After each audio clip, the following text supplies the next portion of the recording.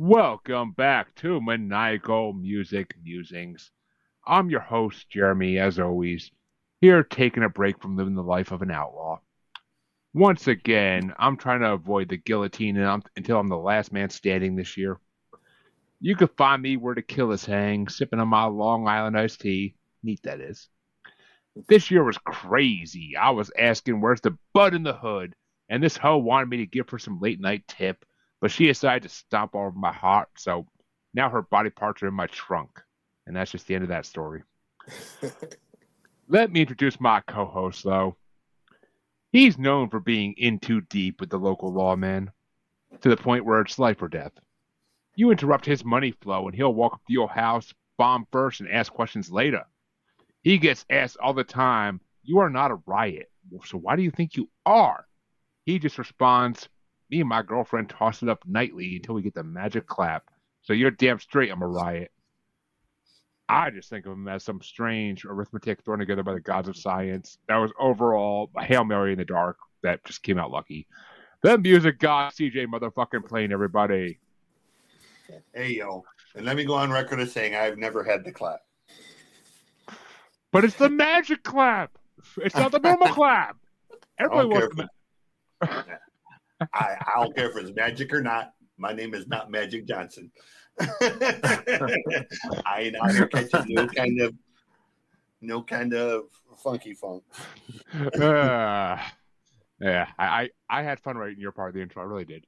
But folks, we of course have another amazing guest with us this week, and our guest this week is Nephilim, another rap artist recommended by a former guest of the show who's actually been on the show twice, I think, if I'm not mistaken. I could be wrong about that, but we are glad. We've been trying to get him on for months, and he's finally able to come on. What's going on, brother? Hey, nothing much, man. I'm finally happy to be here, happy to make it. It's been a couple of months in the making. Had a little situation come up the last time, man, but I'm glad you extended the invitation for me to come back on again. You know, give me a chance to come back on, and yeah, man, I'm ready to kick it. I've heard a lot of great things about the show. My longtime best friend and A1 from day one, and my producer told me, man, you're gonna really enjoy it. He was like, they're your type of guys, man. Just hang out and have fun with it, and that's what I'm here to do, man. Thank you for having me. Oh, our pleasure, our pleasure. Yeah, and shout out to my boy Anthony Llewellyn, another rapper who same as our guest today. I truly enjoy both their music stylings because I follow them both on Spotify now for a good 6 months probably. So it's been a blast. You get new releases like every month or so. So fuck yeah, at least from one of them. So I mean, it's always a good time. So what made you want to be a rapper? That's the question I got to ask. So what made you want to be a rapper?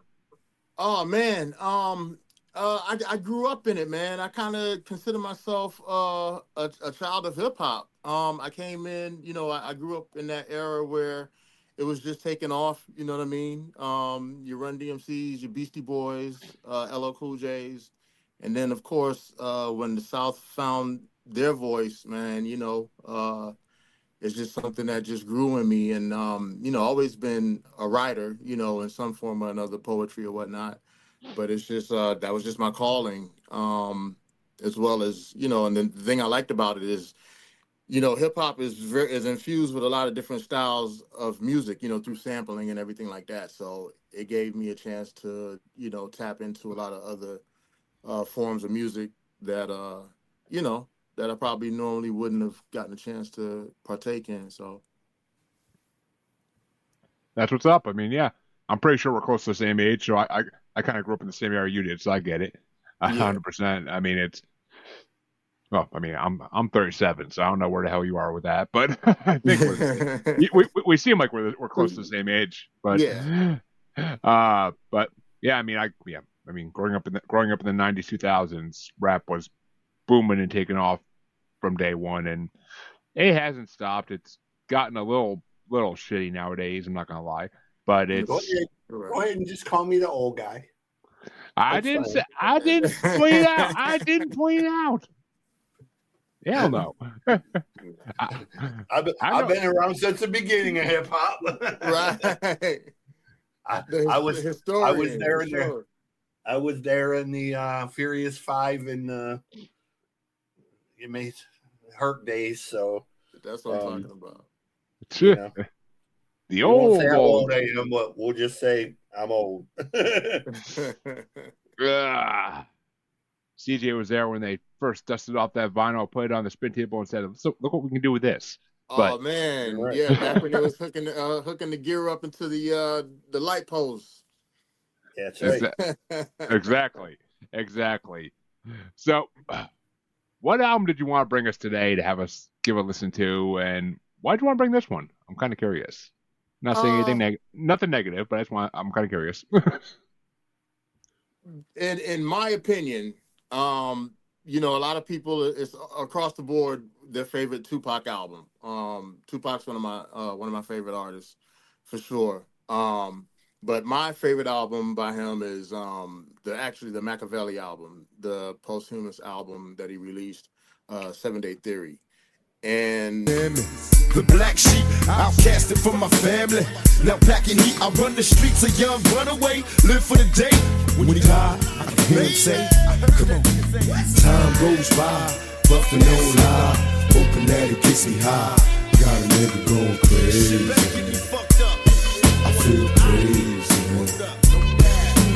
Time goes by, puffing on lie, hoping that it gets me high. Got a nigga going crazy. The reason being is just because I just think collectively, like, that's when he was, you know, aside from, you know, him passing away too early, I think he was just hitting his stride lyrically. Of course, he always, you know, had subject matter and substance and everything like that. And, you know, across the board as far as, you know, his diverse, you know, style and topics. But I think lyrically, from like, he was just now finding his patterns, his cadences, his, you know what I mean, just his style as far as, you know, not just being just a rapper, but actually being an elite lyricist, and his writing, and then also the production of the album.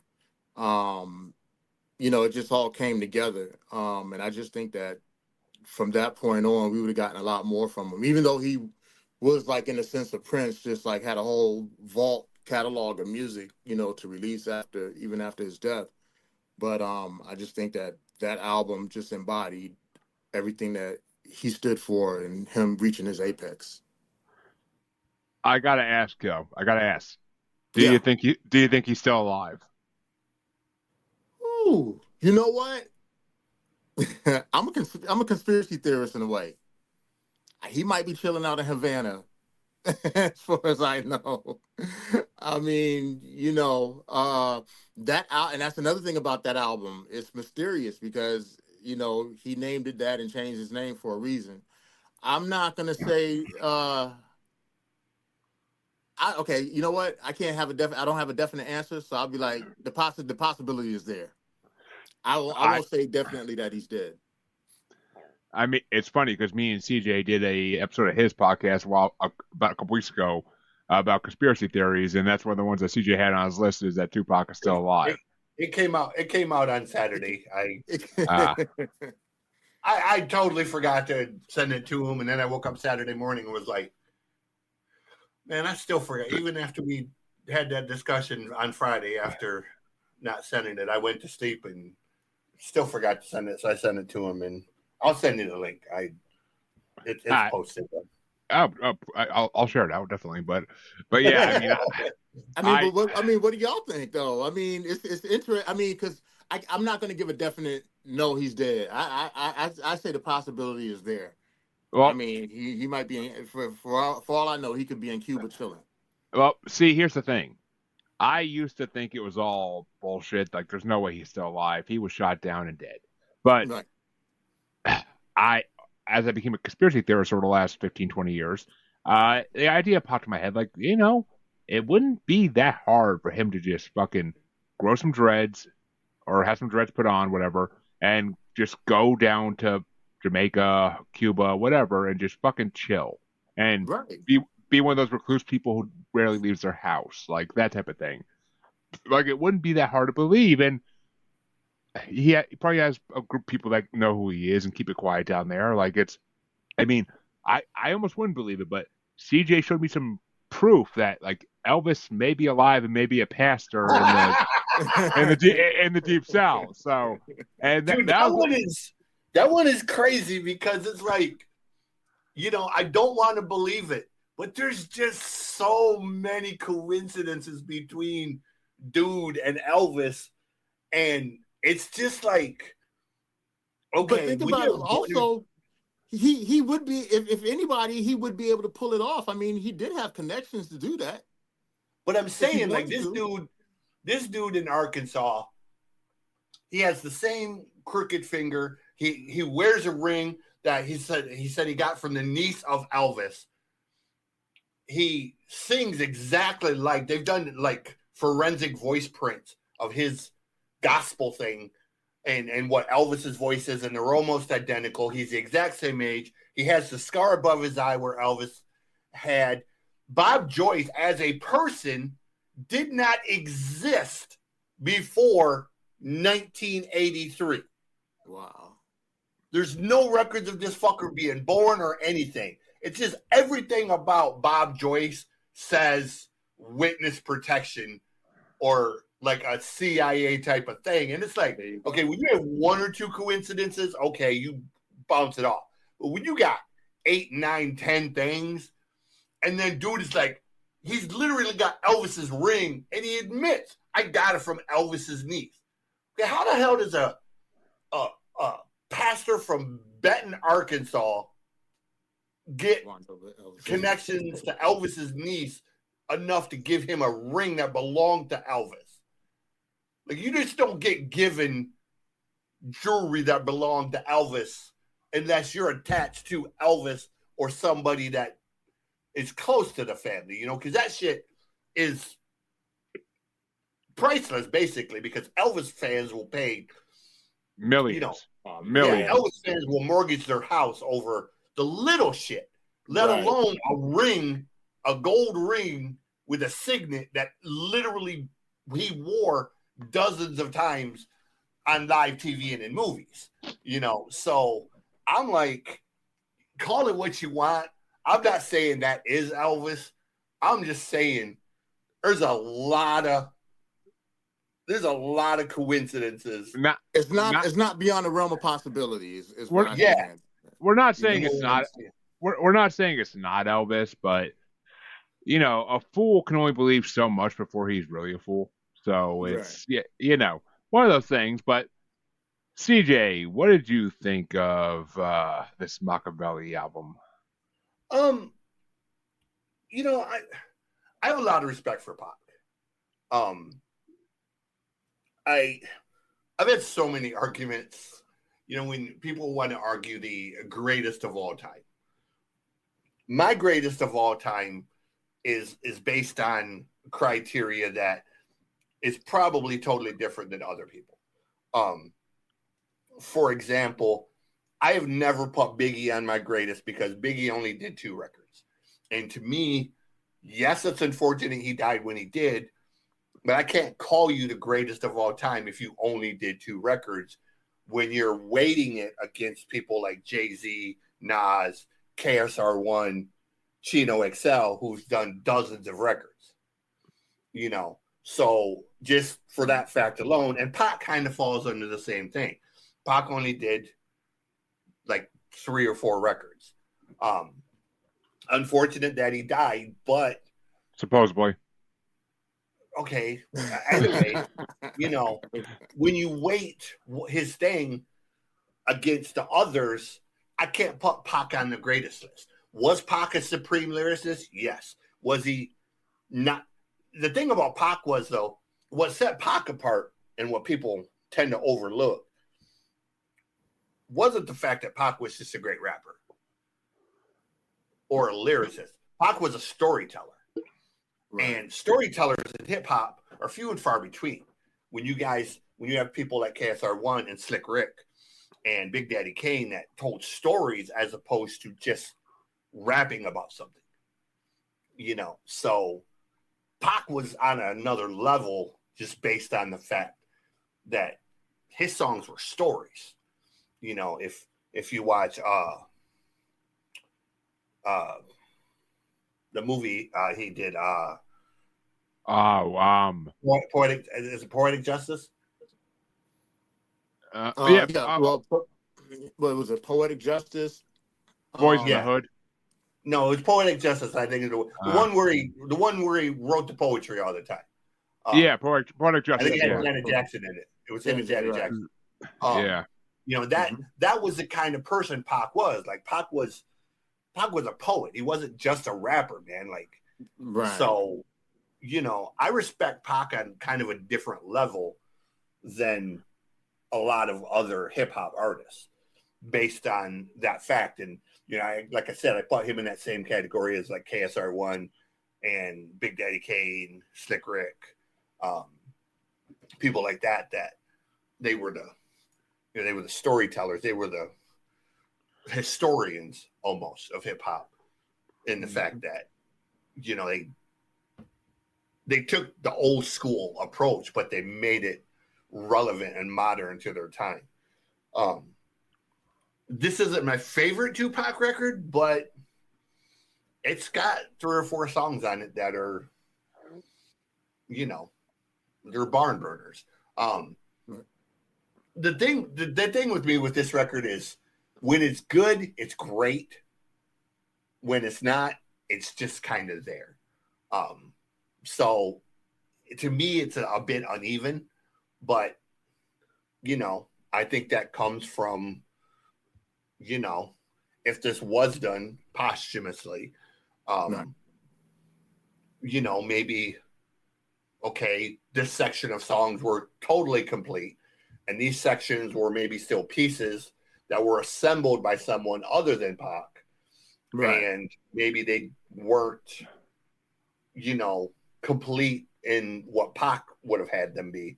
So that's where the unevenness comes from. Is this was a song that maybe, you know, it ended up being more Dre's vision than Pac's vision, or more, you know, Johnny G's vision than Pac's vision. But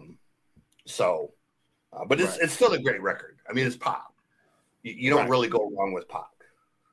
I think, and another reason I chose it, because I think at the time that it came out, you know, and it's funny, Squatch, you brought up, you know, the conspiracy theory, like, is it, you know, that you asked me that, because I was one of the holdouts.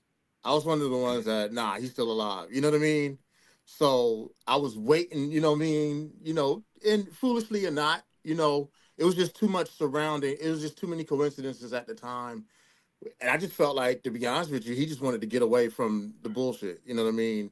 Right. But that's why, because it's like when this album came out, I was like, wow, even if it's posthumously, you know, and you're right, it does sound like in some areas of it that is like, you know, it's put together, you know, studio album and whatnot.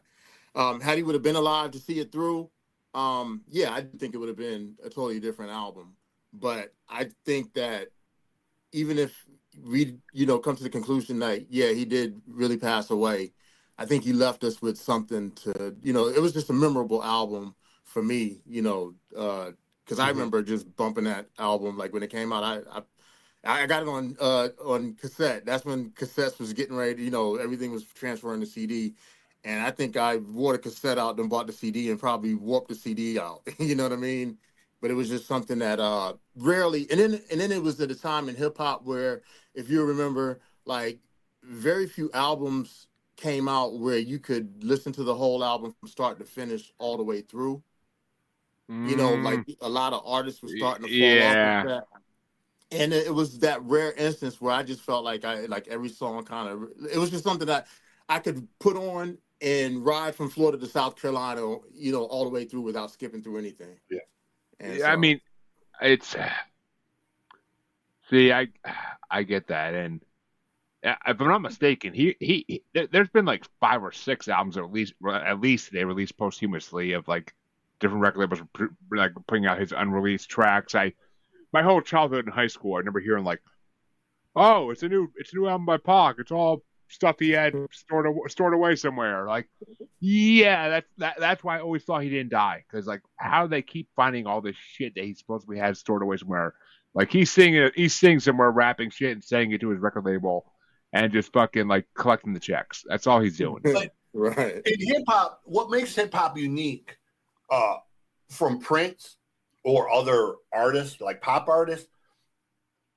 Hip hop artists, man, they collaborate with so many different people and so many different producers.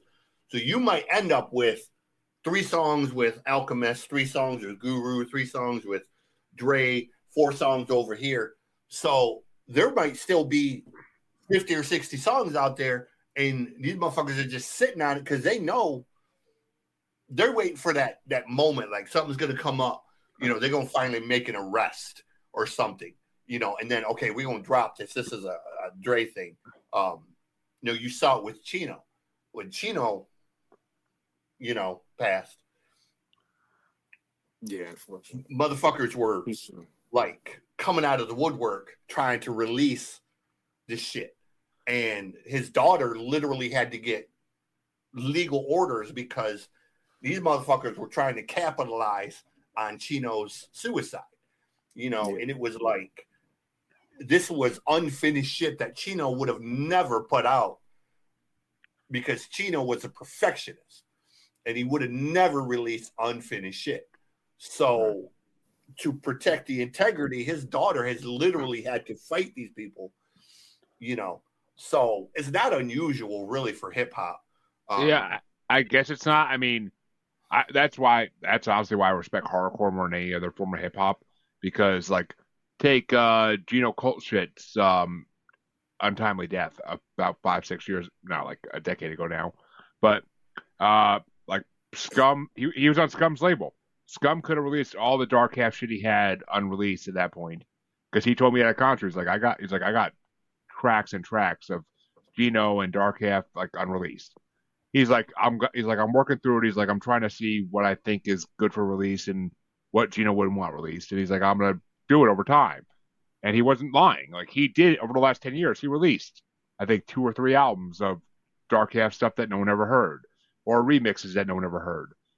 But he did it tastefully. He didn't do it like, oh, here's an album every fucking couple months of his shit. No, it's just, and the albums he's dropped have been fire. So like I can't hate on him for it, because he's doing the right thing by dropping it, because I want to hear more of Gino. Like Gino was his voice was so unique for hip hop.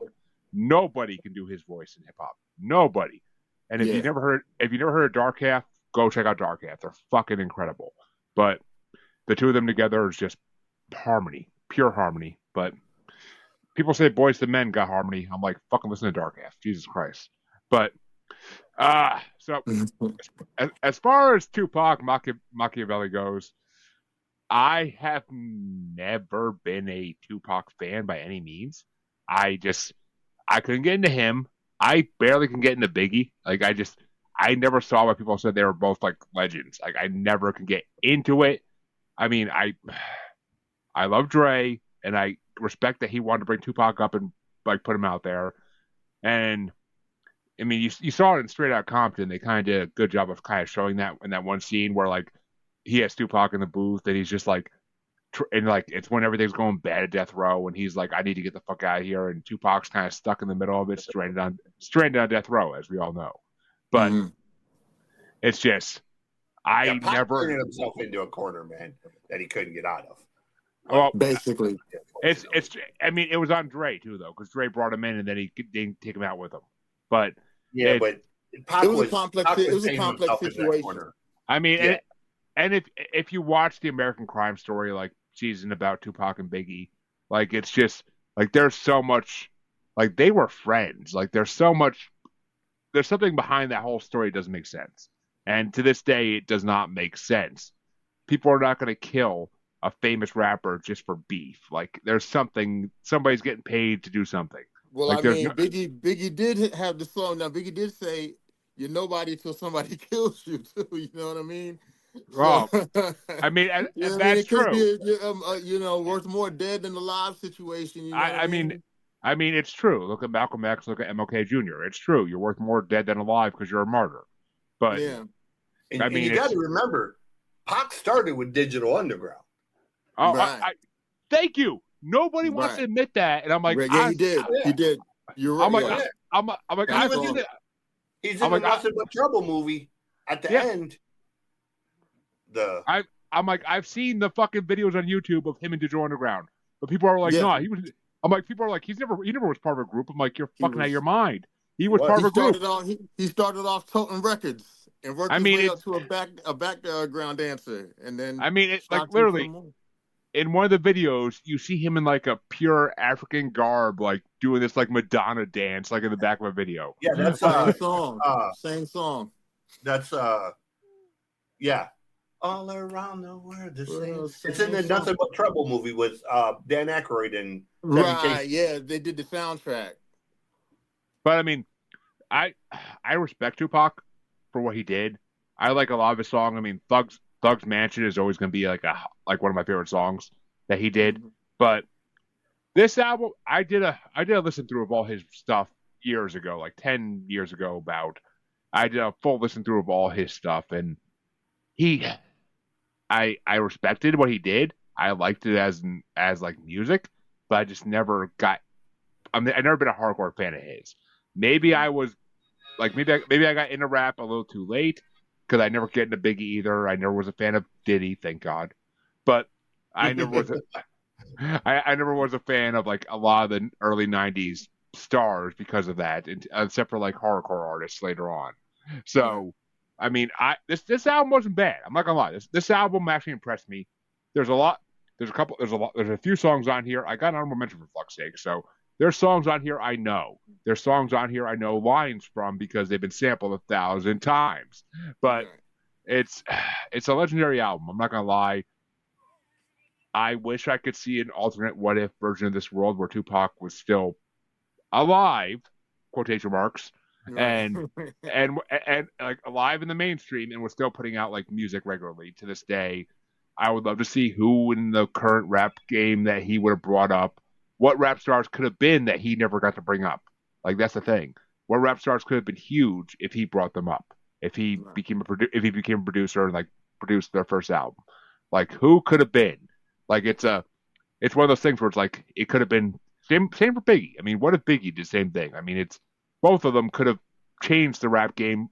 The rap game could be 100% better today if they were still alive and producing albums. Who the fuck knows?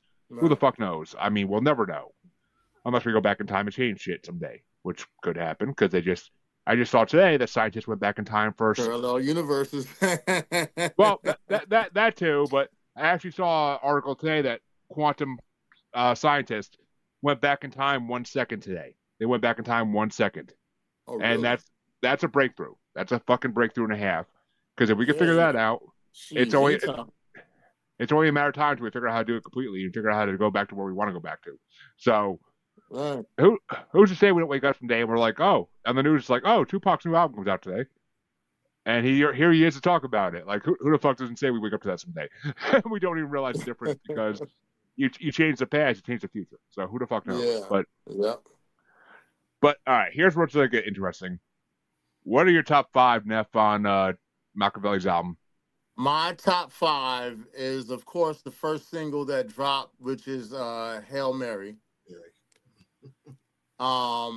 Just because the hook, and then that sing-songy is catchy. You know what I mean? I was watching something, like waiting to get on, just going through some TikTok videos and stuff like that. And there was a songwriter that said that Quincy Jones saw him at an ASCAP award party. And he was like, man, fuck the verses, write hooks. Hooks, basically, to get on the radio and make the money. And that's what Anthony pushes me to do, because I can go on for days just straight writing, being an MC and not take a breath to write a hook. You know what I mean? But the hooks are important. But it's catchy. It's that la la da da da da da da da, come with me. It just sticks with you. And then when they released it, I was like, okay, yeah, this album might be something serious. My second one is Me and My Girlfriend. And it was interesting to find out that the woman that did the actual voice playing the role of the gun, she was explaining how that came to be And you know how she really didn't want to do it, and you know Pac was able to convince her. She actually worked for Death Row label as a secretary, you know, as administrator. And he was like, "No, I want to get this song on the album." So she, you know, she went ahead and and did it. And I just thought that that was a creative idea. It kind of brought it to life. So me and Was my that girlfriend. was that Jewel? No, it wasn't Jewel. It was people thought it was Jewel, but it wasn't Jewel. It was just I forget her name, but you can find it on YouTube. Superhead? She, Superhead? no, it wasn't super. But I think she was. Matter of fact, she was doing an interview with. She was explaining that to Vlad. It was a Vlad interview that she did. Oh, okay. Yeah. So me and my So yeah. Hail Mary. Uh. Me and my girlfriend. Hold Your Head. Is my third one. Just because with the incarceration, the mass incarceration of black men in this in the America, it was just something that it was like uplifting. You know what I mean? It was just something inspirational. It came. Hold Your Head came up in another. It came up in a bracket special we did. It came up at one point. It might have been Rolling Stone Top 500. It could have not been. I forget what the hell it was. But Hold Your Head Up was like in something we did. And people had nothing. People love that song. I know they do. Mm-hmm. Yep. And my third one is Blasphemy. Good track. Got one of my all-time favorite lines, picture jewels being handed to an innocent child. You know what I mean? Like that sums up, he's just giving up the game on that. You know what I mean? He's just it's like he's an uncle talking to a young nephew, like, look, man, this is life, this is what to look out for, just giving guidance. So that's 4, right? And then of course I'm gonna do Toss It Up with Casey and JoJo, just because we was in the clubs spilling Hennessy everywhere every time that song came on when it came out, man. So yeah, those are my 5 from that album. I won a bottle of Hennessy in a work Christmas thing a couple years ago, and I never really got into Hennessy until that night, and that night I drank like half the bottle or something like that, and I was like, why do people love this so much? It tastes like shit. Like it's not good. Like you have to mix it. You have to mix it and make your drinks like fucking weak because it tastes like shit. Like it's not good. Like why does everybody rap about this? It's not good. Like fucking drink some gin or drink some vodka. Like it's not good. Drink some good like rap about Jack Daniels. That's better than this shit. But fuck. CJ, what were your top 5 for Makaveli? I got 4. I got Hail Mary. I got Crazy. To Live and Die in L.A. I love the hook in that one. But I think the song that epitomizes what Pac was on this record is White Man's World. Because it's that storytelling, man, of the historical aspect of it, but there was a meaning and a message behind everything he said. And, it's what set him apart, and I've said this to other people. I think if Pac lives, he goes down a path very much similar to where Scarface is today. With that storytelling aspect of never seen a man cry till I said a man die. And shit like that, or Smile, or Drive, songs that just there's a concept and a story behind them, man, but there's a flow in the voice is what sets them apart. When you hear Scarface, for example, there's no mistaking who that is. There's not a person on earth that you are going to mistake for Face. E40 is another one. Just that unmistakable voice. Kid Frost, I mean, DMX was one, It's just when you hear that voice, you instantly know. And Pac was one. Like when you hear Pac, you know Pac. I'll throw Hobson on that mix. You can't hear Hobson's voice without knowing who the fuck it is. No, yeah. I mean, Young Wicked even made fun of his voice in his song because like everybody knows his fucking voice. But Right. Yeah. My top 5 for this album, I had an honorable mention. Me and my girlfriend's my honorable mention because you don't grow up in the 90s without knowing that song. Me and my girlfriend, like everybody knows that song. But my number 5 was Tossed It Up. That was a fun fucking song I really didn't know before. My number 4 was Life of an Outlaw because for some reason I love songs that are about being an outlaw, even though I've never been one. So that song was fucking fun. My number 3 was Bomb First because I like his message. I like his lyrics in that song a fucking lot. And I mean, Tupac was revolutionary. He really was, and that song shows it. My number 2 is Hail Mary because that one line that got sampled over and over again. Revenge is the sweetest joy next to getting pussy. Who the fuck doesn't know that line from fucking Tupac? Like, it's a fucking classic line. It's a classic line, right? And it's true. It's true. It's the only thing better than getting pussy is revenge. So it'll make you feel like you got laid 5,000 times over. But my number 1, and this song I really didn't know, but this song kind of blew me away today, and that's Crazy. I almost feel like Tupac went into hardcore for a second before hardcore was really a big thing. Like, I was like, oh shit, this is I'm like, this is fucking Pac. I've said before when him and Pac did that song Smile, that would have been a perfect song for this record. Like that would have fit right in with Crazy. Oh, Smile, yeah. And a couple other songs. Like it had that flow and that tenacity to it. And that's why I said, I think if Pac lives, that's the direction he goes in, is like the song Smile, where it's still Pac, but it has more of an edge. It has more of a, I don't want to say a political tone, but, it had more of a revolutionary edge to it than the, California Love type of stuff. I mean, California Love is a fucking amazing song, but yeah, but I don't see Pac just continuing down that road. Like Pac was trying to change, man. Like Pac was trying to evolve, and he would have evolved into something bigger. He was giving more sub. He was getting more substance based. It's like I said, rap could be 100% different today if Pac was alive. Yeah, it could be 100%. It could be 100% different because all these young rappers, Future, Metro Boomin, Savage, all these other fucking rappers that are out there nowadays. I don't even know. I don't know any of their shit. I just know their names. Think about fuck Lil Nas X. Like they could have been 100% different if Pac was still alive.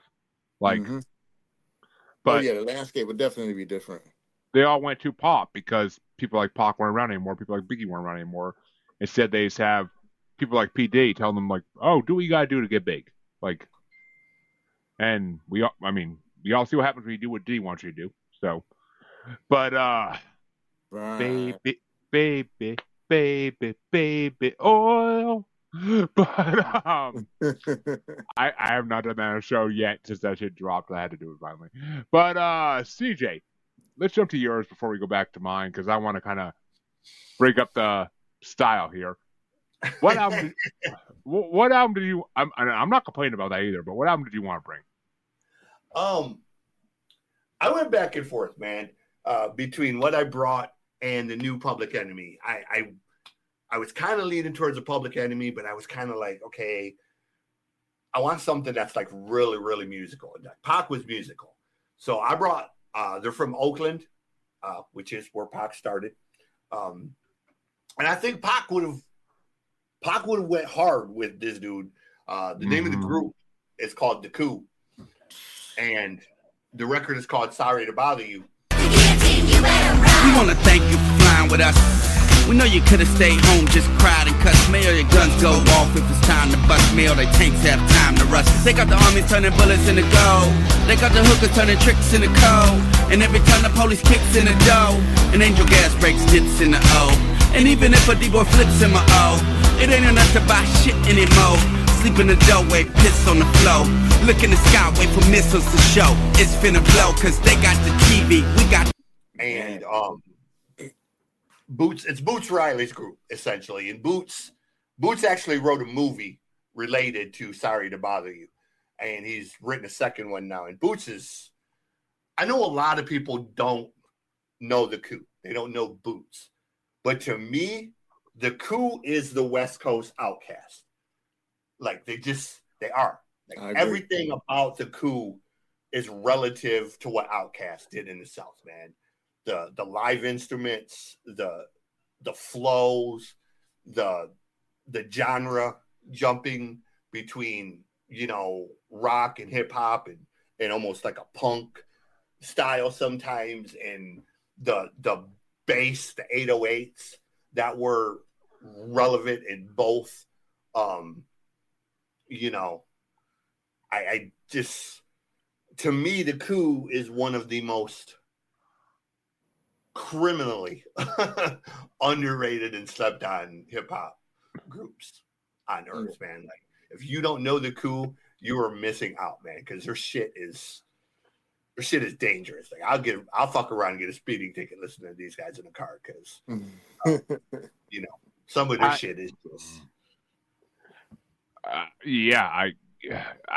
can't wait to get to my turn for this. But first things first, Neff, what you think of the Coup? Man, I've been following the Coup since Kill My Landlord. nice. And Genocide and Juice. Man, yeah, you hit the nail on the head with that one, man. When they first came out, they were different, because even before Outkast, a lot of people don't know, that whole first album, outside of, and then they had one of the first female DJs, which was a nice touch to it, to the group as well. But that whole first album was live instrumentation. And matter of fact, I remember when I bought it, that's when I was starting to get into producing.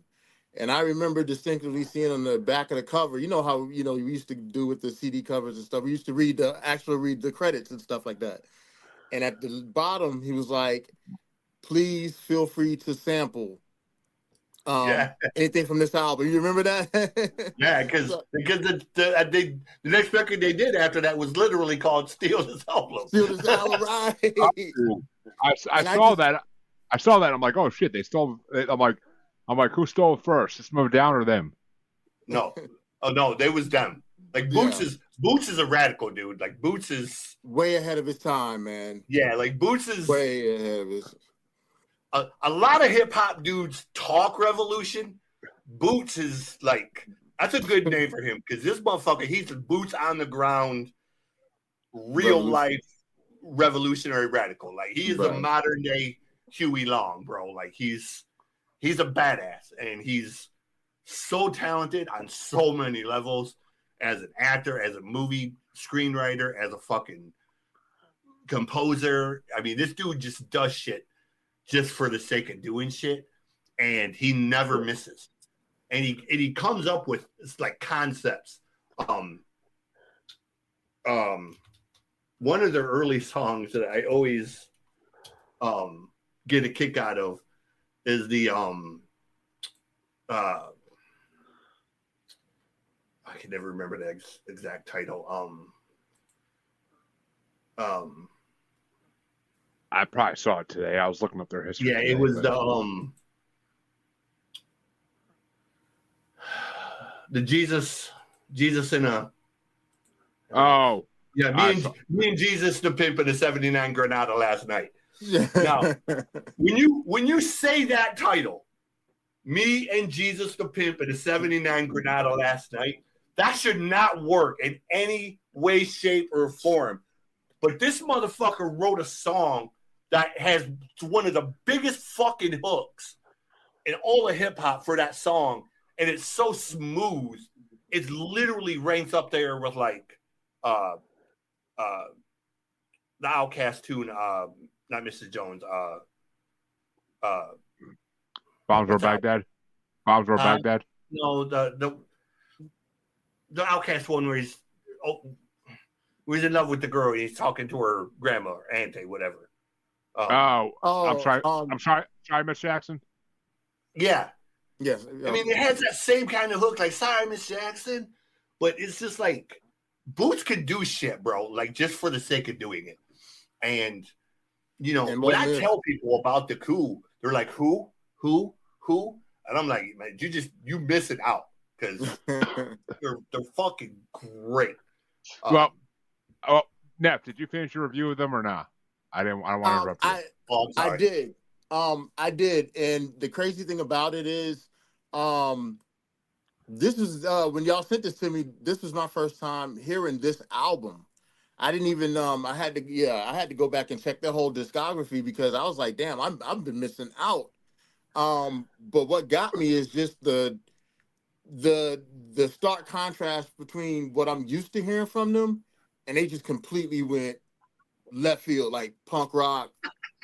You know what I mean? I mean, heavy metal. Like, I mean, they didn't hold back. They didn't even try to cross genres with hip hop. They just said, "Fuck it, we're going rock, punk rock. We're gonna be put. You know what I'm saying? We're gonna, it was an experimental, and that gave me a bigger appreciation for Boots on that as well because I'm like, it just like you just summed it up, man. Like just his thinking is on a whole nother level. Musically, it all fit. It wasn't anything. It wasn't out of place. At times, and it was wild, but it was like controlled chaos. Yeah, is the best way I could describe it. Yeah, I mean, I have never heard. I've said to people that if Prince were to ever produce a hip hop record, it would be that's what it would sound. You know what? Like, literally, would sound like you know what? That's honestly what this album reminded me of. Was like you got Prince, it, yeah. This album reminded me of Prince, the New Power Generation, like times 10. Right. Like that's what reminded me of. I never heard of the Coup till today. I never heard of them.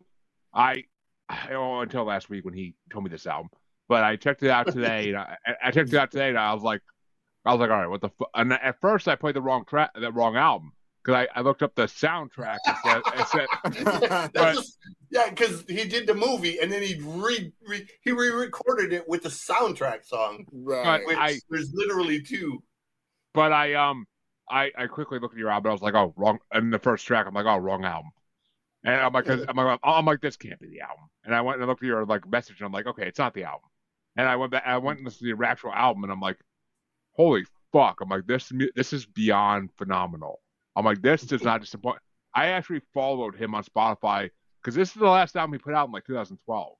So I want to check out all his older stuff as well, and really get a full grip of this man. He's making movies now. Is what he's doing. I know the name. I know the name Boots Collins. I know the fucking name, but I never heard this band before. So I was thoroughly fucking impressed. I mean, it blew me away. It reminded me, and you might hate me for this comparison, but there's this one track on the Beastie Boys' last album they did, Hot Sauce Committee Part 2. Hot Sauce Committee Part 2. That reminds me that's all I was thinking about this whole album was that one track. And this whole album reminds me of that track style, and they may have took inspiration from him from it, honestly, because I think their last album came out after this album. But it's actually no, it didn't. No, it did. I think their album came out. Theirs would have come out before this one. Theirs came out in 2010, I think. So, Hot Sauce Committee Part 2 is a fucking. I keep meaning to bring it on the show eventually, but honestly, if you give me your album first, I listen to it. I might have done that, but I love this album. This album is incredible. I can't say anything bad about it. It's EDM meets fucking. It almost reminded me of what Korn did when they went with their Path of Totality album, and they did the same thing. They did the same thing with Skrillex and other EDM bands, doing collabs. It reminded me of that, two genres that normally don't mixing perfectly. And you want to say he stepped away from hip hop? He didn't. There's a lot of hip hop in this as well. There's verses, there's fucking choruses that are fucking phenomenal, and he stuck with it. He stuck with the hip hop thing, but he just added EDM in the background, and it fucking works. So I love this album. Yeah. I will. I mean, I got a long list of artists I want to check out. Hit my Spotify, and the Coup's in the end of the list now. But I'll get there eventually. I will get there eventually. Yeah. Now I appreciate you for picking this album, man. I'm gonna go back and listen to it in detail later on tonight. See, more in depth, man. That's the great thing about having CJ as a co-host is I usually like to go back and like bring nostalgia into my fucking choices. Right. He likes to bring me shit I never heard before and be like, listen to this, and I'm like, and I'm rarely disappointed. I'm rarely ever. I'm always out to one up a motherfucker, bro. Because I'm like, I was like, I'll see you too, Pac, and I'll raise you this. I mean, I never heard of that. I fail sometimes, but. I never heard of the album. We're bringing next week, so we'll see how next week goes. But this one didn't. No, you're gonna like it, bro, because the nail bite one you had the other day, it's the one I kept saying, like I could see them going in that direction. So you're gonna hear a lot of similarities between. I'm down. I'll listen to any album once. Anyways, let's concentrate on this, man, because this is one of my go-to records. Like when I get in the car, like what are your all right, well, here comes the hard question then. CJ, what are your top 5? Okay, so I got 4 honorable mentions. Me too. First one is Gods of Science. Because Gods of Science, man, it has almost like a Hendrix type of almost like a Hendrix Sabbath type of guitar riff going for it. Second one is You Are Not a Riot. Strange Arithmetic is my third one. Excellent, yeah. And my fourth one, and I think is one of the tracks on the record that kind of shines almost, but it's so different it kind of falls out a little bit, is a song Violet. Violet is like if it was on a different record, if Violet was on a record by like Jill Scott or India Ari, somebody like that, that would be a fucking massive hit. But I think when you put it in the mix with all of these other songs, it kind of gets buried a little bit. So number 5 for me is My Murder, My Love. And that's where I say, good fucking track. Yeah. That's where I say, like, if Prince were to produce a hip hop record, it would be this record, because My Murder, My Love, that could be a fucking Prince tune. Yep, it could be. Like, that's a 100%. Straight up Prince style song. Number 4 is Land of 7 Billion Dances. The video for that is so great. Like them dancing on top of the bus while it's moving around and doing the whole, whatever that shit is called, pop lock, whatever. Number 3 is Your Parents' Cocaine. Yeah. You gotta respect a hip hop group that can make a beat with fucking kazoo. Like that. And it's just like, that's a kazoo, bro. That's like a children's toy. And then they have Justin Sane, who's the singer of the band Anti-Flag, which is a punk band. Right. And again, the hook is so catchy. Number 2 is Magic Clap. Because that's just one of them songs, like, it's funny. Magic Clap. But my favorite one, man, is probably my second favorite song by them, is The Guillotine. That bass line, that 808 on that fucking song, man, is like, I couldn't get enough of that fucking bass. Wicked. Like, it pulses, man. Like, it just, like, I wanted to get back work and dance to that shit. Like, I really did. Yeah, that's what I'm saying. It's just one of them songs. Like, I'll fuck around and get a speeding ticket listening to this record, because between like Magic Clap, Guillotine, Parents' Cocaine, like, I'd be sitting in the car just like swerving and shit with them. And it barely scratches the surface with them. That's the thing. Like, go into like just listen to their top songs from the top down, and you'll rarely hear them do a song that doesn't just hit on one level or another. Right. Boots is just he's a next level dude. He is. I definitely am checking out more of his shit. That's for sure. So, but that's my list. Is yeah. I mean, I can't wait to hear what they got next, man. I mean, where do you go after? Well, it's you know what I mean. You make movies apparently. I mean, apparently, because it's been 13 years and he hasn't put out shit. So yeah. I mean, but Neff, what were your top 5 for the Coup? My top 5 was number 5, the Magic Clap, and reason being is because that opening let me. It took away everything that I expected to hear from the Coup. I was like, okay, now we're on a different ride with this one. So, but yeah, it was a great opening track for me, just because it laid the groundwork for what you would expect to hear, for just the experimentations you would expect to hear throughout the rest of the album. Number 4 for me was the Guillotine, because for the same reasons y'all said, that the bass line is crazy. The next one was Violet. 3 for me was Violet, because of me, being a big Prince fan. I heard that. I'm like, yo. Yeah. Like he channeled that vibe. My second one is The Gods of Science. And I think the number 1 and my favorite is Strange Arithmetic. Yeah. I mean, I'm not gonna lie. We both were disappointed when you didn't want to bring Graffiti Bridge anymore as your album. Oh, really? But I would have went with that one too, because that's got my favorite Prince song. Yeah, I was gonna say CJ's favorite song is "Thieves in the Temple." So. Oh, love come in a hurry.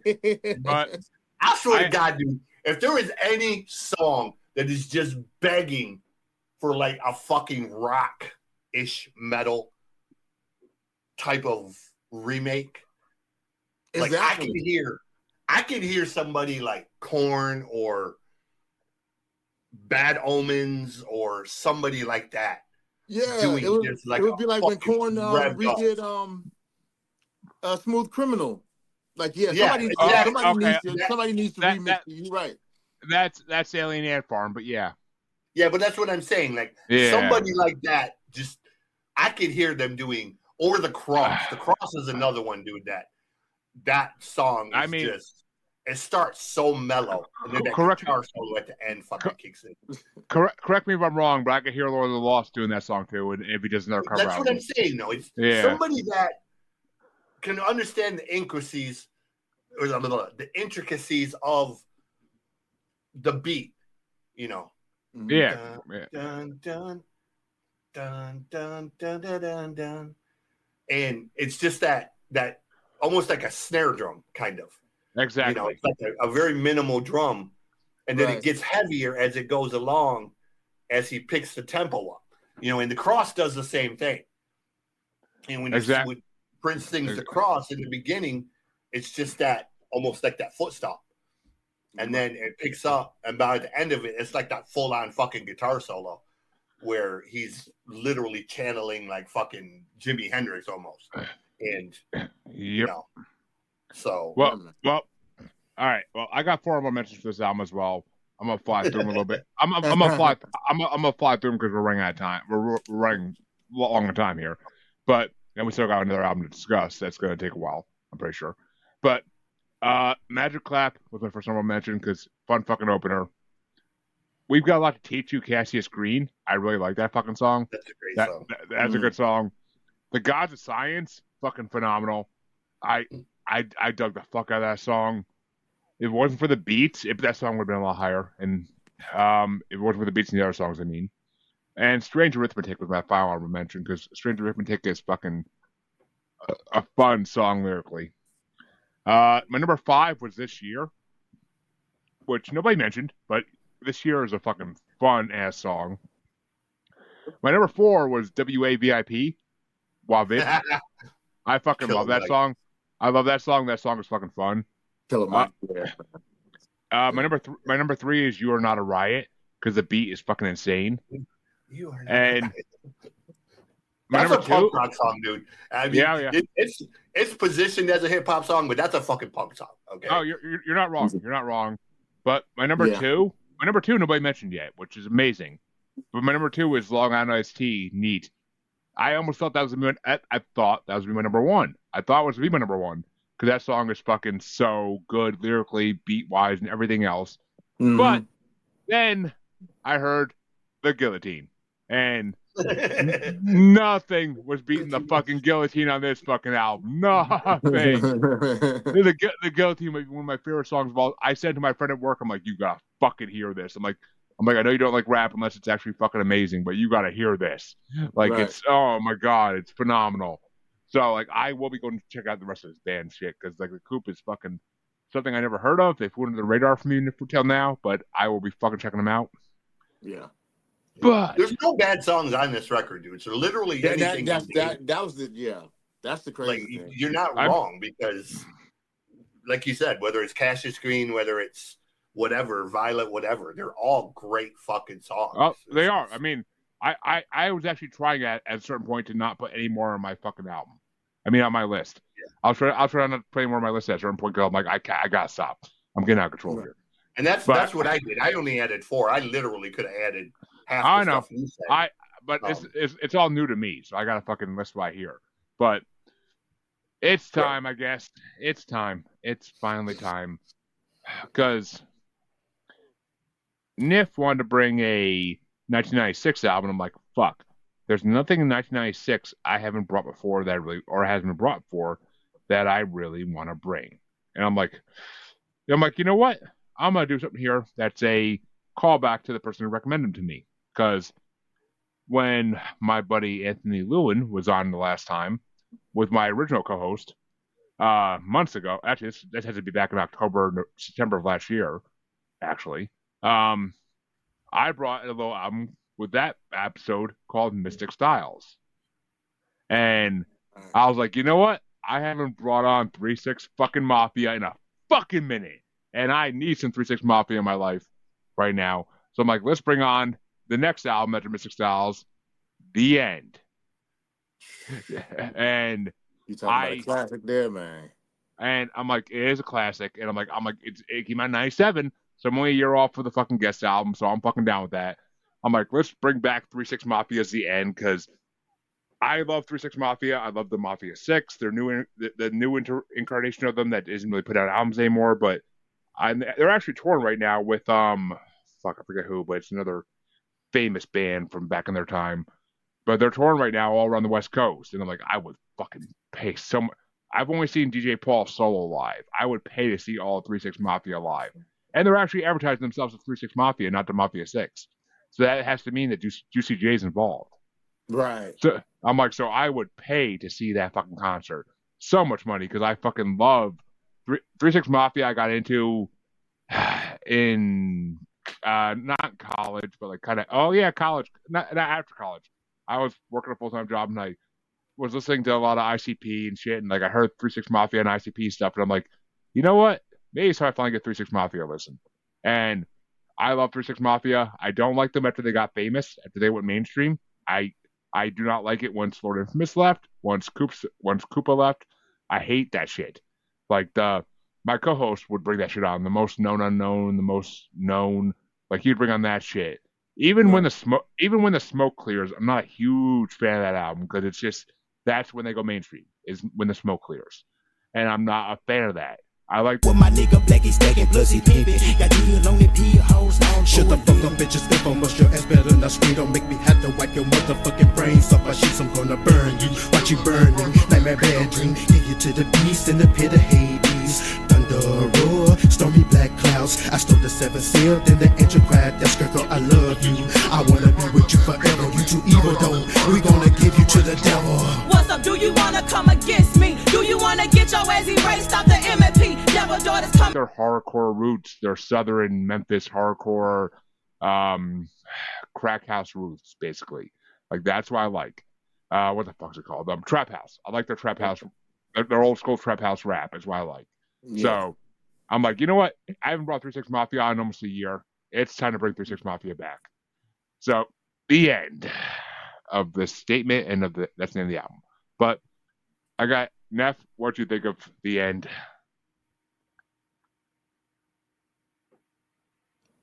A ride. Put it on. No skips. No skips at all. And to be honest with you, yeah, like you said, I missed Lord. Lord Infamous brought so much to this album. And to be honest with you, his style was basically the staple of this album. Mm-hmm. His fingerprints. His fingerprint. Lord Infamous is, and I think that's why he's missed so much, man, because he was actually kind of like the blueprint for the original, like you said, before they went commercial, for that true Memphis sound, that gritty sound. Him, Coopsta, and Country Black kept all the albums original. Right. Juicy J and DJ Paul had the beats. They did. Yeah. But they all kept the fucking album original. I mean, Coopsta, the three of them kept the album original, and then Gangsta Boo and LeChat were just added flavor. But Right. And then they had so many moving parts in the group, but they all meshed and made it work. It was a cohesiveness with that many members being a part of a collective like that. I'm gonna be honest with you. Really, to be honest with you, it's kind of like a Southern Wu-Tang you know, with you know what I mean? Just because the different styles that they were able to bring in and still mesh and be cohesive. I mean, it's a whole project, and then for all the songs to bang. I mean, it's kind of funny because they were inspired by Insane Clown Posse to become a band, to become a group, because eventually they did Hypnotize Camp Posse, and that was like a nod to ICP. Oh, okay. Oh yeah, you put me onto something there. Word. And they collaborate with ICP back in the day a lot of times, but yeah, it is. I mean, ICP was on one of their albums. I think Chapter 2, World Domination, or where the hell it was, but I think they were on that. But I mean, yeah, it says in ICP's book that like 3 6 Mafia wanted to be them, so that's why they start, because they heard them in the early '90s, and then by the mid '90s they started like rapping as a group. Word. But because that's where their hardcore roots come from, is because they want to be ICP. But and Esham, they liked Esham too, but I mean Esham influenced ICP, so it all works in chain. You're right. But CJ, I know you told me you haven't gotten into 3 6 Mafia in a while. What do you think of this album?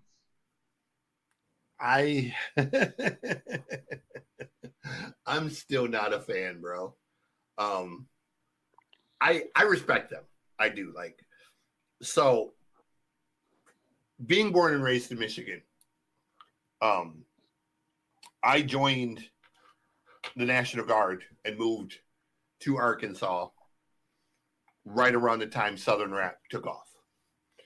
So I was in Little Rock while 3 6 Mafia, Lil White, Paul Wall. Okay. Hold on.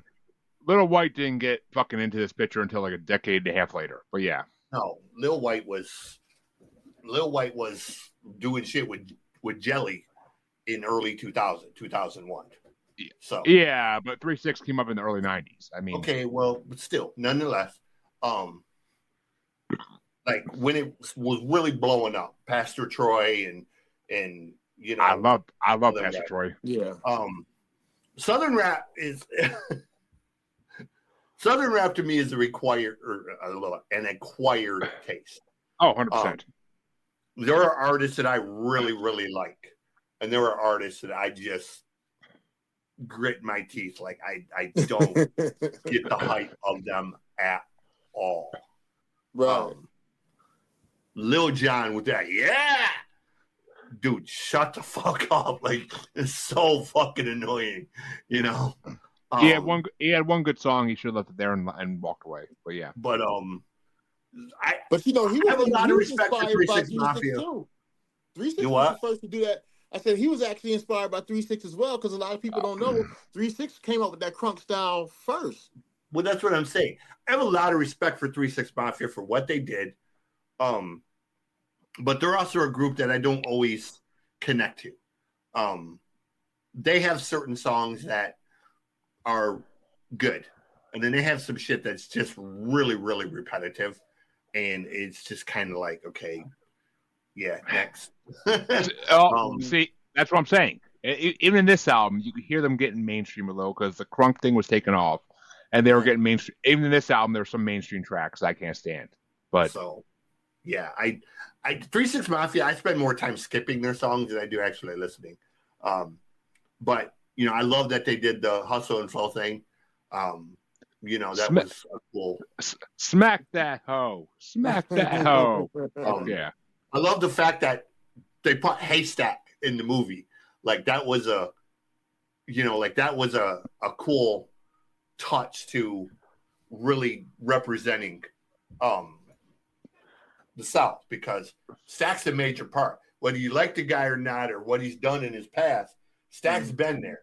And even in that minor role of just that club DJ, it was 3-6's way of saying, okay, we're going to represent the whole spectrum of Memphis and Nashville. So, you know, it was a cool touch. It was a cool nod. You know, so yeah, that's pretty much what I got for 3-6. I mean, and you want to talk Lil White? I brought Lil White and Jelly Roll's No Sick Days on this show before. I fucking love Lil White. I'll be bringing some of his solo albums eventually because I fucking love. Days. You mean No Filter? Yeah, no filter. No, yeah. I mean, No Sick Days is one of his albums, but no filter. I brought No Filter when Jimmy was my co-host, and because I fucking love that album. I saw that album perform live when they opened up for Twisted, so I fucking love that album. But okay, you might kill me, but I got 6 honorable mentions for this fucking album because this album's fire and I can't not. I'll fly through them though because they're nothing to really talk about too much. Money Flow, it's a dope ass track. I like it. I'm not gonna say it's the greatest, but it's good. Where's the Bud? Where's the Bud's my next honorable mention? It's classic. I love Where's the Bud. But on this album, it's just like it's a breeze by. It's nothing anything amazing. It's one of their classics, but on this album, it's not shit. Where to Kill Us Hang, I love the lyrics and I love the beat. It's hardcore to the max, so I fucking love that shit. Last Man Standing, same thing. It's hardcore and it's fucking what they do phenomenally well. Same with Life or Death, which you can't listen to on Spotify for some reason. But I looked it up on YouTube, and it's like the hidden track for this album. It's kind of like their outro. Life or Death is a good track. And then my last honorable mention on this is In Too Deep, because that's fucking In Too Deep is classic. This is where I get into my classic 3-6 shit, because In Too Deep is fucking incredible. My number 5 is Stomp, because Cottonmouth Kings did a track that's very similar to that, but 3-6 fucking nailed it. Like the whole stomp and the fucking like creepy ass beat behind it is like pure horrorcore. Mm-hmm. My number 4 is Destruction Terror, because I fucking love that song.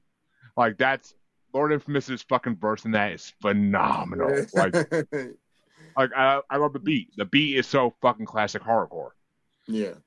My number 3 is Walk Up to Your House, because that's not even hardcore, but that's just that's classic 3-6. Like walk up to your house, like pull the gun out, like that's gangsta shit.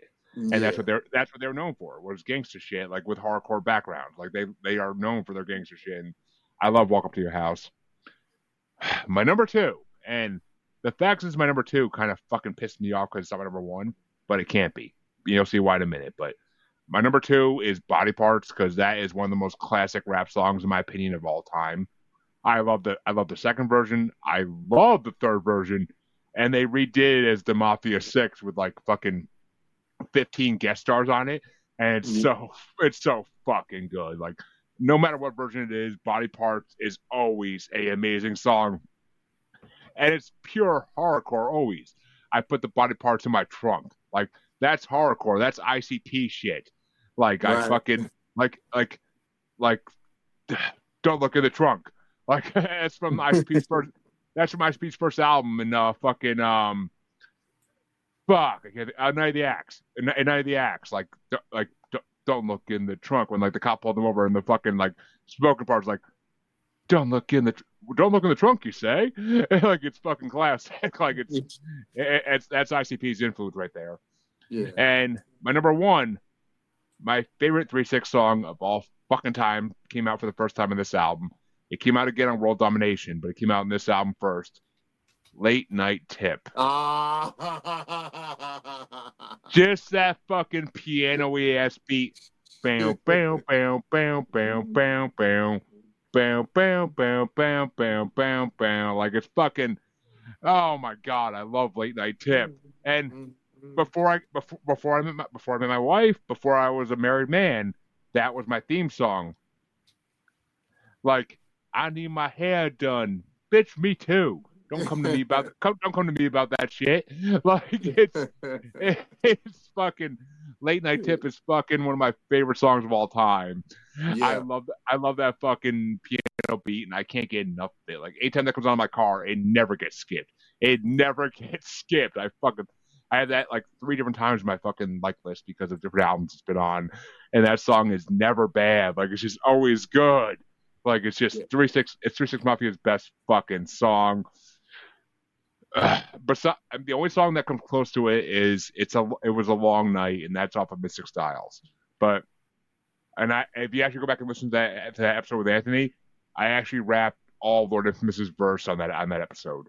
So I know that song. I know that song by fucking heart. But Nif, what were your top 5 off that album? All right, my top 5 is number 5 is I Ain't Going. I like Lord Infamous, of course. And the subject matter, the production on this album for me was all the way live, all the way down. So for me, it was more so about them knowing that you were going to get all gangster shit, but how creative they could get with it. Yep. So I Ain't Going was one of those for me. My second one, my fourth one is Destruction Terror. And classic. Yeah, and I love the way that they used LL Cool J's "Mama Said Knock You Out" sample. I didn't catch that. I never caught that, but okay. Yeah, Destruction Terror. Yeah, go back and listen to it. Yeah, they used "Mama Said Knock You Out." I haven't listened to LL Cool J in a fucking minute, so yeah. But yeah, they used. It was a clever way that they used that sample. And I like that. My third one is Money Flow, because Gangsta Boo, you know what I mean? Rest in peace. We actually did a Gangsta Boo bracket on the show like right after she died in honor of her. We put all her songs from her 2 solo albums into a bracket and like kind of put them against each other. But oh wow, very underrated. Underrated as far as like one of the best female. Oh, go ahead. I'm sorry. She did a song called "I Faked It Last Night." It's one of the best female rap songs you ever hear in your life. Right. And my where I'm at, that was 3. That was 4. Oh, that was 4. 3, yeah. Okay, that was 4. Okay, my third one, Money Flow. Okay, so yeah, that's 3. Okay, so my second one is Stomp. Classic. And of course, you already know the number 1, Late Night Tip. It's how can anybody not like that? It's just such a fucking amazing song. Yeah. But that is, yeah. Well, speaking of someone who may not like it, CJ, what'd you get for this? I don't even want to say 5 because I doubt you did, but I have good stuff. I wrote the beat is nice, but I don't like the rapping. So that's what I had. Really? Oh my god! I wasn't. You know, I just wasn't connecting to it, dude. I just wasn't. I wasn't feeling it at all. I think part of it, honestly, I probably should have listened to this one first. Yeah. I made the mistake of listening to this one after Tupac and after the Coup. So after listening to those two records back to back, this one was just like. That's the same fucking thing I did. That's the same fucking thing I did. I wasn't feeling it, bro. Like I just wasn't connected to it. But like I said, I got a lot of respect for him. I really do, man. Like production something else. I'm not dogging them out or anything. I'm really not. Like there's stuff they do that I like, and there's stuff they do that I don't. But that's all of Southern rap. That's or Southern rap. That's a lot of artists. Pitbull, for example, there's shit by Pitbull that I totally fucking love. Then there's shit by Pitbull that I'm just kind of like, okay, that could have just I can't get into Pitbull. My fucking mother likes Pitbull. That's why I can't get into him. I respect it, man. And some movies should be bangers, bro. Like, he doesn't do bad shit. I'll tell you that. But my mother loves him, and she thinks he's the sexiest man alive. So I can't get into it. I mean, he getting paid. That would do it. That would definitely do it. I mean, he's getting paid. I mean, that's obvious from looking at him. That man is definitely. Well, he found his niche too. He found a good niche. Yeah, and he's milking that cow for everything it's worth. He's milking that shit. He really is. But well, he just did a reggaeton record with some dude. So, well, folks, we brought you your albums thrice for tonight. It's been a long episode, but it's 3 amazing albums. How can we not make it last this long? And I want to thank our guest Nephilim for coming on. I'm at the point right here in how I said. That's right. You'll have me on again. This was fun for me, man. I'll bring back Graffiti Bridge next time. All right. Graffiti Bridge or the Gold Album. The Gold Album is another one that Prince did. Gold Album's been brought on. That can be brought on again. Oh, okay. Dude, there's been a lot. Prince is one of the most represented artists in this fucking show so far. So yeah. Oh, okay. But Graffiti Bridge has not been brought on yet, so that's allowed. But I mean, Gold Album, Love Symbol Album, Purple Rain, at least one other have all been brought on. I'm surprised the Gold Album's been brought in because that's one of the Prince records that most people have avoided. I feel like I brought that on. Almost. I don't have to look, but I feel like I brought that on that episode. But I've been bringing I brought a lot of Prince on this show since I fucking got into him in the beginning of this show. But thank you to my co-host Chancey originally for bringing in the second episode of the show. He brought the Batman soundtrack by Prince, and that's what got me into Prince. The only Prince record that I don't like. Waiting on Miss Vicky and Bad Dance are the 2 best songs. But where can they find you, buddy? Where can they find Nephilim? Where can they find all your music? Nephilim, you can find me on Tidal, along with Anthony Llewellyn. Our released album has been out for about a month and a half now. Johnson Hill, Volume 1. So you can find me on Facebook, of course, Instagram, all Nephilim, spelled Nph IHM, 2 words, Nph ELIHM. All your major music streaming platforms, Tidal, Apple, Spotify, you name it, we're there. Follow me, friend me on Facebook, Instagram, and YouTube. And yeah, man. Snapchat. Well, it's been our pleasure having you on, man. It really has. And likewise. And just like I told Anthony, we'll definitely have you back again. Because I mean, actually, maybe we can get like for the first time ever, maybe we can do a 2-guest episode and have you both on the same episode and do 4 albums. Maybe it would take some planning, it would take some prep time, but we could fucking do it. Yeah. And CJ, where can they find you? I'm everywhere. Just type in what you see on the screen. YouTube, the webpage, Facebook, Fachi Book, TikTok. They're pretty much all Music God CJ playing. Just look for the brand. You can look up Music God Reacts on YouTube. There's music reactions and the Noise Report, which is getting retired soon. for the podcast. We're going to replace it with the Mosh Pit Manifesto, and lean into the whole punk and metal thing. But just type in Music God CJ playing. You'll see my ugly ass, and you'll hear me talking about a little bit of everything from hip hop to punk to metal to shit like the Mosh. Classical music from Kazakhstan. So, well, I think you're gonna love what I brought next week, then, CJ. But yeah, I was looking at it. It's cool. I ain't listened to it yet, but it looks cool. Watch the videos. I'm telling you, watch the videos because they have like a gorilla thing to them. But whoa! A gorilla? Gorillas. The band Gorillas. The band Gorillas. Okay. Oh, okay. They had like that kind of thing going on. You should have kept that to yourself. Well, no. Not musically, nothing like them. But they only ever put out videos that are animated. Nobody knows who they are. I'd say I love Del the fucking Homo sapien, but the rest of Gorillas are ass. Is that where Del's from? Holy fuck, I never knew that. Well, no, Del's been around for... Del's like the Coup, bro. Del's been around for fucking decades doing his fucking thing.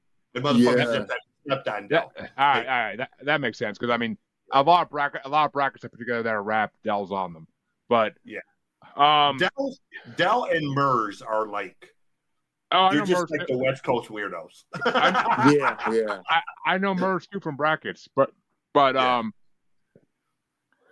you can find both your musers and Maniacal Music Musings as a whole on Facebook at Squatchy Largefoot, on X and the Gram as that Juggalo Bastard, and of course YouTube, Maniacal Music Musings, the best place to check out because you can see everything we've ever done on YouTube. Spotify and all the other podcatchers are on there, but it doesn't go back that far, and they don't only put out like so many episodes. So go check out YouTube if you want to see everything we've done, all 100+ episodes of regular episodes, plus all the bracket specials. But actually, I think we're up to like 120 something now for regular episodes. But I just updated the list today, actually. But other than that, have a good week, everybody. We'll be back next Tuesday with a regular episode, as always, with another guest. And you can catch us next Saturday, a week from this Saturday, with the next part of the Avantasia bracket. But until then, have a good week, everybody, and we'll see you then. And we want to thank our guest, Neffel, for coming on, and it's been a fucking blast. Thank you for having me. Have a good week, everybody.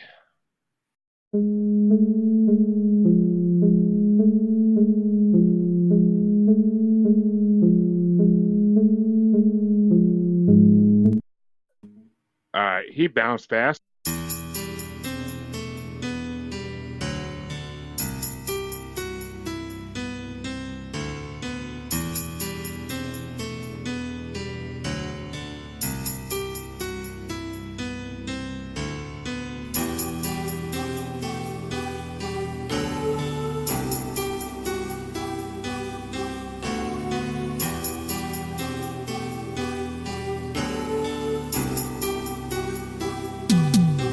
Let me just take you somewhere secret. Gonna cut all of the lights down, then forget all about your boy. We gonna just flow with what we feel. Let's share a few private thoughts. I'm not just out for your sex. Let me simplify the things in life that you find complex. Forget what you heard about me, cause you're a scarecrow groupie. But there's no pressure on you, cause you know what you must do. Check this out. Let's have a drink and I'll give you time to think. Let me puff this Buddha blunt and cut on this porno bump. Girl, come lounge here by my side tonight. You're my devil's bride, and there's a freak deep inside. Have no shame, no need to hide. Why do you keep on blushing? Get it on like a slushy. She must be kind of tipsy on this crystal like a gypsy. Now I got her on all fours, about to break down the headboard, crash the sprawl on through the wall. Now she howling like a dog. Sweat poured, we hit the floor, it don't quit. Another one ripped, it's just another victim of your infamous late night chick.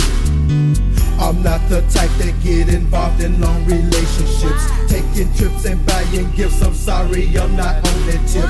If you want romance, you should just stick who you already with. If you in that mood, you can't just hit me on that late night tip. I'm not that type that get involved in long relationships. Taking trips and buying gifts, I'm sorry, I'm not on that tip. If you want romance, you should just stick who you already with. If you in that mood, you can't just hit me on that late night tip.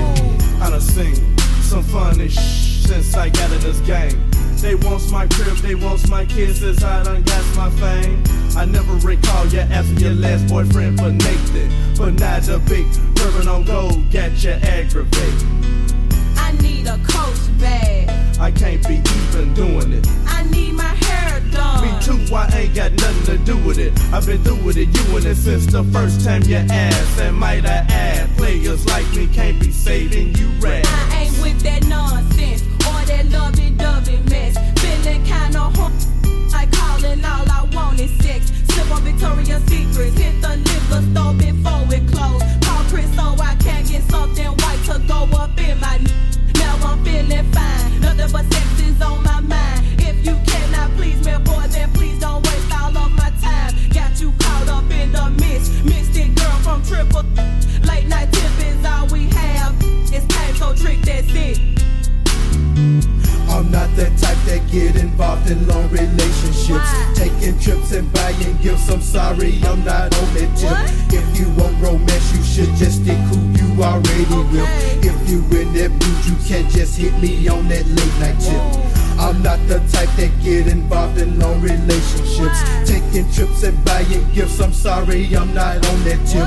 If you want romance, you should just stick who you already with. If you in that mood, you can't just hit me on that late night tip. I can't understand why these bosses be tripping. Can't stand the heat, get out of the kitchen. Ballin' and my legs drop low to the ground. Just a young player trying to put my bid in. Freaks want a trick that be constantly paying. Not a girl thug that be constantly laying. Rainbow in on a summer motel. Oh well, that's where the juice may stay in. Gotta have a lady that wanna do what I do. Like skipping work or love cut high school. Serving all the players in the 3-6 Mafia. Camcorder on, skinny dipping in the swimming pool. Never trying to argue, bother you or fight. Keep a pack of Jimmy hat strapped on real tight. Fibber Alizé, all tall, kind of Bud Light. Just for your freaks on the moonlight late night. 3-6, who's there bumping that music? Hypnotizing Coup, I tell you who I'm about to lose it. Could it be that late night groove time? Just inside the body, always kinda lonely. Someone want me, hold me. I say, come near, come near, come here. The Coup start crying tears. I can't think positive when no one cares of how I feel. Relax my mind, so tired that I even try to find. I cannot lie though I can ride high late night. I'm not the type that get involved in long relationships. Taking trips and buying gifts, I'm sorry, I'm not